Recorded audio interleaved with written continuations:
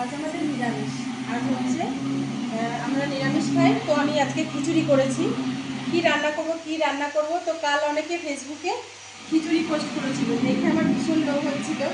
তো আমি খিচুড়ি প্রচণ্ড ভালোবাসি, তো ওই জন্য আজ আমি খিচুড়ি করে ফেললাম। এই যে মেয়ের আর আমার করেছি, আর ছেলে হচ্ছে পরে খাবে।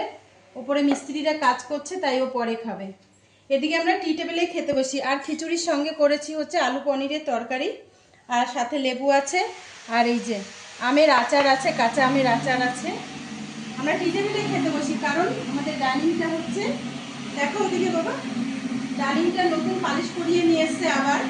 ওই জন্য ডাইনিং টেবিলে আমরা কেউ বসতে পারছি না, তো মিস্ত্রি বলেছে কদিন পরেই বসতে। ওই জন্য আমরা সবাই টি টেবিলেই খাই। তো এই হচ্ছে আজ দুপুরের আমার রান্না বান্না। কেমন লেগেছে অবশ্যই জানাবেন।